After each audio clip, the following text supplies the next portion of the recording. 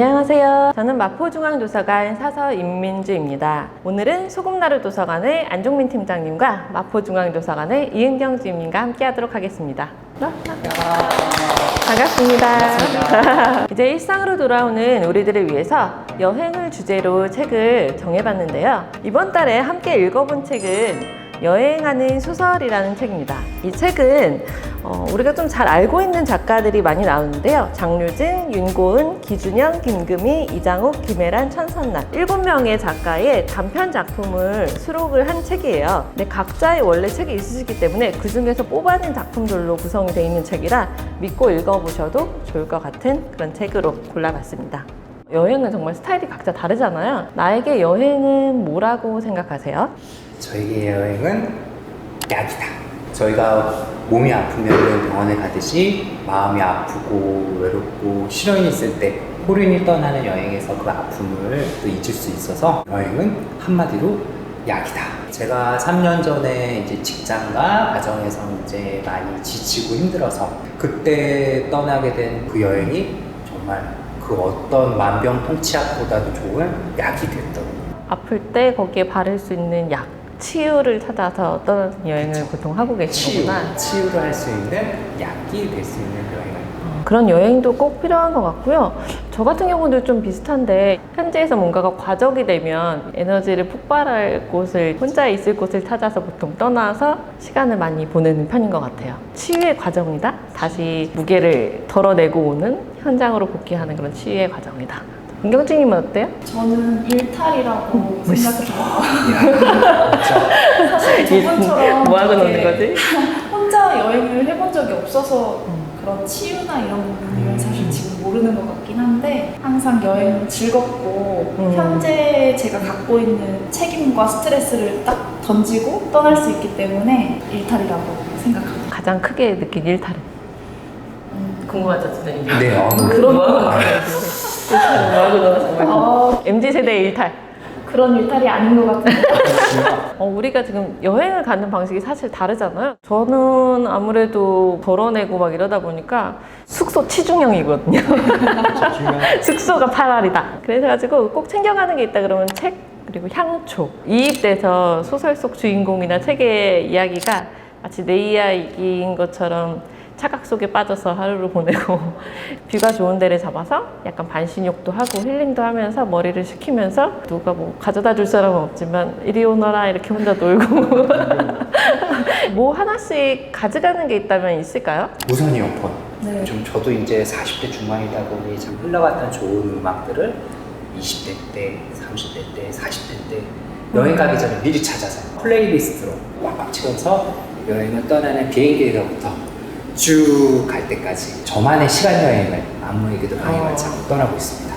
아, 되게 낭만적이다. 그러네. 그 연령대별 플레이리스트가 있으신 거죠? 아마 모르실 수도 있지만 뭐 015B, 신승훈, 김건모는 아시겠다. 그럼 주인님은 저는 카메라를 꼭 챙겨가요. 핸드폰 카메라 말고 풍경을 찍을 때도 화질이 확실히 크게 잘 남고 그날의 일들을 이렇게 사진으로 쭉 보면 나중에 봐도 그게 다 떠오르더라고요. 그러니까 아까 여행은 보통 일탈이라고 하셨는데 신났던 그 공간이나 뭐 사람을 찍는 건가요? 맞아요. 저는 찍힐 때 항상 신나 있거나 약간 정신이 나가 있거나 이런 모습들이 남아요. 오, 진짜 정신 나가 있는 사진 저 너무 궁금하다. 꼭 공개해 주시면 좋겠어요.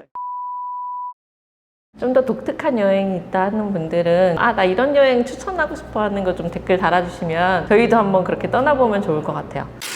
지금 우리가 여행하는 소설 책을 읽었는데요. 몇 가지 질문을 해보면서 이야기를 풀어나가 볼까 해요. 첫 번째 질문. 여행지에서 만난 사람에게 말을 걸 수 있다, 없다. 팀장님 어떠세요? 저는 없다. 없다. 이어폰 딱 귀에 딱 꽂고 정말 다른 사람과 말을 제가 4박 5일 동안 거의 섞지 않았던 것 같아요. 저 같은 경우는 되게 말 많이 거는 스타일이긴 해요. 배를 탔다든지 유람선 같은 걸 타게 된다든지 어디서 오셨냐, 어떤 여행을 하고 있는 거냐. 주임님은 어떠세요?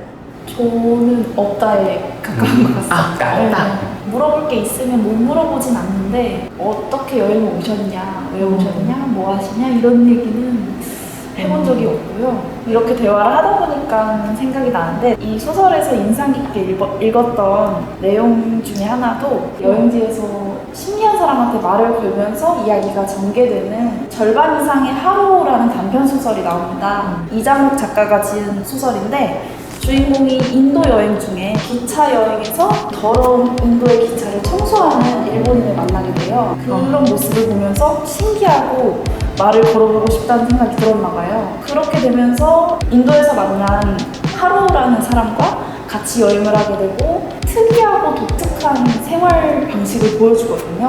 그걸 겪으면서 주인공의 인생에도 영향을 받고 현실로 돌아왔을 때 주인공 또한 본인이 갖고 있던 고민과 이런 걸 좀 어느 정도 해소하게 되는 그런 이야기예요. 그래서 저도 낯선 사람들한테 좀 말을 걸고 싶다는 생각을 할 때도 있는데 그냥 항상 하지 못했었거든요. 그런 걸 좀 여행 갔을 때 해보면은 소설 속 얘기처럼 즐거운 일을 겪지 않을까. 다음에는 좀 여행 갔을 때 이렇게 한번 여행객한테 말을 걸어보고 싶어요. 그래서 여행지에서야 나, 현지에서야 나 좀 다를 수 있다는 생각도 들긴 해요. 계획대로 되지 않으면 스트레스 받는다. 근데 계획대로 되지 않아도 여행 가서니까 새롭고 너무 좋다. 무계획을 좋아하기 때문에 계획대로 되지 않는다? 그래도 좋습니다. 이리 가다가 이 길이 아니면 이 길이 아닌 갭이요 하고 또 다른 길로 가면 되고 돌아가면 되지. 그게 안 되는 것도 추억이다. 계획을 안 하셨기 때문에 그런 생각을 그쵸? 부끄럽네요. 저는 제가 계획을 했으면 그거대로 되는 게 마음이 편하고 저 같은 경우는 계획대로 안 되면 굉장히 짜증나는 스타일이에요. 내가 어디에 몇 시에 도착하려고 어디 경유하려고 그랬는데 그게 길을 잃어버리면 다 찾아봐서 바로 가고 이런 스타일이지 천천히 여기 있는 것도 온 길에 보고 갈까 이런 스타일은 확실히 아니에요. 그럼에도 불구하고 그런 면을 배울 수 있는 게 여행이긴 한 것 같아요. 이 책에도 비슷한 경험을 소개해주는 챕터가 있어서 제가 소개를 해드릴까 해요. 템페레 공항이라는 챕터인데요. 장유진 작가가 썼어요. 주인공이 다큐멘터리 PD가 되는 그런 멋있는 꿈을 꾸고 있는 학생이 워킹 홀리데이를 가다가 핀란드에 있는 공항을 경유지로 템페레 공항에서 머물게 돼요. 근데 이제 몇 시간 기다려야 되는데 핀란드 헬싱키에 동창회를 가는 할아버지 한 분을 만나게 되는데 보통 우리 경유지에 가면은 그냥 시간 보면서 여유 있게 움직이려고 자리를 지키는 게 대부분이었을 것 같아요. 근데 이 할아버지가 이 주인공한테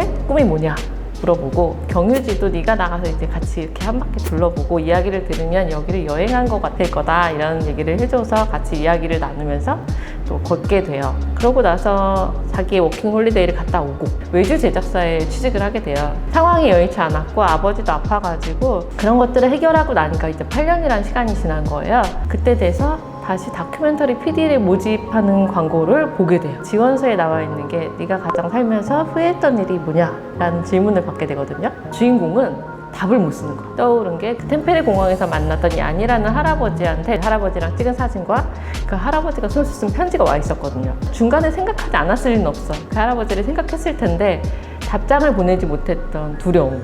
할아버지가 나이가 많으셨으니까 돌아가셨을까 봐. 지원서를 열고 나서야 할아버지한테 전화를 해보니까 할아버지가 아직 살아계신 거죠. 편지를 쓰고 그때부터 쓰기 시작해요. 주인공은 그날부터 다시 꿈을 꾸기 시작을 하는 거예요. 야니라는 할아버지는 내 꿈을 다시 불러일으켜주는 매개체. 그리고 템페레 공항은 그러한 공간이고 내가 꼭 꿈을 잃고 살았어도 언젠가 한 번은 다시 용기를 내서 꺼내보고 도전장을 내밀어봐도 좋은 게 항상 있을 수 있다.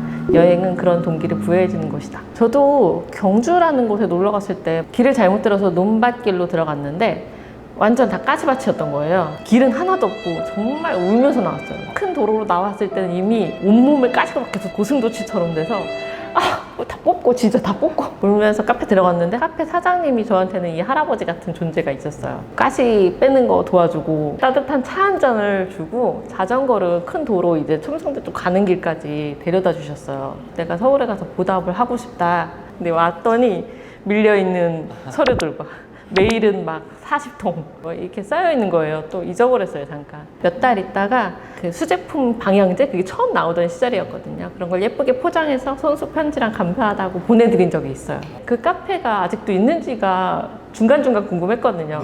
연락하는 타이밍은 놓쳤어. 그 카페를 다시 찾아봤어요. 눈물이 약간 핑 돌더라고요. 사장님 그대로 계신가 봐요. 그 카페 추천해드리고 싶지만 광고는 아니었고요.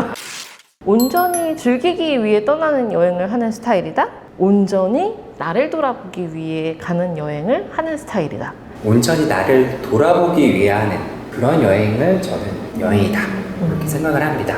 그런 의미에서 이 소설을 읽다가 기준영 작가의 망아지 제이슨이라는 챕터가 굉장히 제가 추구했던 여행과 비슷하다는 느낌이 들었습니다. 망아지 제이슨에서는 3명의 주인공이 각기 다른 아픔을 갖고 있죠. 5년간의 인테리어 회사에서 몸과 마음이 지쳐 있다가 결국에는 직장을 떠날 수밖에 없었던 동희가 미국의 덴버 지역에 있는 친구 집에 가서 우울증을 앓고 있는 일라이라는 사람과 엄마를 잃고 아빠와 살고 있는 태은이라는 아이를 만나서 여행을 통해서 본인들의 각자 가지고 있는 아픔을 치유해 나가는 소소한 이야기였는데요. 특히 그 소설에서는 4천 약 한 300m 정도 되는 그 도로가 있는 마운트 에번스라는 그 높은 곳에서 장엄한 광경을 보면서 또 본인의 아픔을 또 치유해 나가는 그런 과정들을 얘기를 하고 있었습니다. 소설에서 시련이라는 단어가 나오거든요. 그래서 이 소설에서의 그 주인공의 모습을 보면서 뭔가 마음이 지쳐서 좀 저도 직장을 좀 쉬었었던 때가 있었는데요. 나에게는 시련이었다 생각이 들었습니다. 진짜 큰 맘 먹고 혼자 겨울에 비도 내리는데 저는 제주도를 갔어요. 한번 사진을 보여드리고 싶어요. 이게 제가 찍은 거예요. 그래서 이렇게 나무를 사실 이날 아무 기대도 안 하고 갔었던 곳이었는데 제가 혼자 거기를 우산 쓰고 걸으면서 부끄럽긴 하지만 애기처럼 펑펑 울었던 것 같아요. 애기처럼 울면서 정말 치유를 할 수 있겠구나, 내가 살 수 있겠구나 라는 좀 깊은 감동을 가졌던 때였어요. 이 소설에서는 힘을 내자라는 마음이 더해지면은 시련에 더 가까워진다 이렇게 얘기를 하더라고요. 결국 시련도 우리가 극복해내고 이겨낼 수 있다. 그래서 참 이 소설이 온전히 나를 향해 떠나는 여행, 그거에 참 맞는 소설이었던 것 같습니다. 팀장님 마음이 정말 잘 담겨있는 사진이에요. 사진 멋있는 것 같아요. 지금 사진 꼭 몇 개 공개해 주셔야 돼요. 1탄. 3가지 챕터 외에도 이 책을 통으로 이렇게 읽다 보면 되게 각양각색이었을 것 같아요. 이 책이 사실 진짜로 떠나는 여행주로의 여행이 아니라 여행이란 거에 대한 관점을 되게 다시 보게 해주는 것 같고요. 특히 천순남 작가의 사막으로는 이때는 이제 사막에서 별을 볼 수 없는 이미 국내로 지구가 그런 환경 상태에 놓여 있는 때인데 아빠가 이제 사막에서 아름다운 밤하늘을 얘기를 해주거든요. 이 딸은 그 상상을 하면서 우주로 나가는 거잖아요. 여행이라는 게 꼭 그런 게 아닐까? 바라는 이상향, 그리고 내가 가고자 하는 방향, 그런 것들에 대한 희망이 여행이 아닐까. 신기했던 거는 7편에 나오는 주인공들이 다 다른 유형이지만 아픔을 갖고 있었다. 친아빠를 찾아야 되고 라식 수술을 해서 파일럿이 되지 못하거나 그 아픔을 어떻게 잊어가고 또 어떻게 치유해 나가는 새로운 여행이란 이런 거구나 라는 걸 잘 이끌어주는 소설이었던 것 같습니다. 여행하는 소설 첫인상으로 느꼈던 즐겁고 그런 내용이 아니라 내면을 볼 수 있는 그런 여행을 하는 주인공들이 나오는 걸 보면서 내가 너무 얕게 여행을 생각해왔나 그냥 주인공 네. 팀장님들처럼 네. 좀 혼자 해보는 여행도 해보고 싶고 이런 마음이 드는 책이었어요. 주님 여행을 충분히 즐기기 전에 결혼을 하신 게 아닌가 싶습니다. 결혼은 늦게 해야 여행을 잘할 수 있다. 그리고 어떻게 이렇게 주변에 한 명씩은 있을 것 같은 이런 등장인물이 나오는 거죠. 그렇죠. 남의 얘기 같지 않았죠. 그래서 다들 한번 읽어보셨으면 좋겠어요.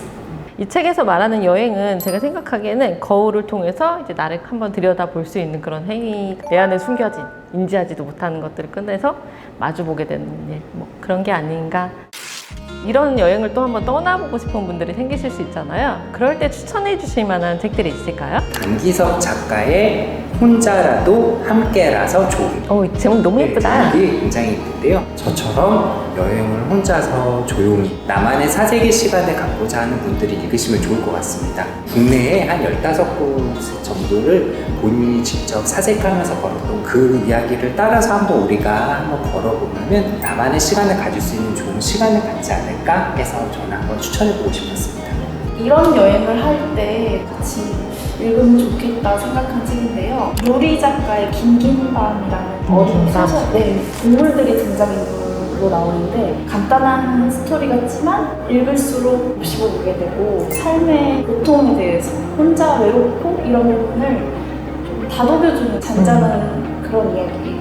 책을 한번 여행지에서 같이 읽어보시면 좋을 것 같아요. 저는 마지막으로 데이비드 소로우 책을 좀 권해드리고 싶은데요. 데이비드 소로우가 서정적인 흥취를 잔뜩 느낄 수 있게 해주는 기술을 잘 하는 작가거든요. 산책이라는 책은 특히나 사색에 젖을 때 필요한 요소들을 잘 느낄 수 있게 해주는 책인 것 같아서 데이비드 소로우의 산책을 좀 권해드리고 싶습니다. 그럼 우리가 다음에도 또 좋은 책으로 여러분들과 같이 만나는 시간을 갖도록 하겠습니다. 다음번에 만나겠습니다.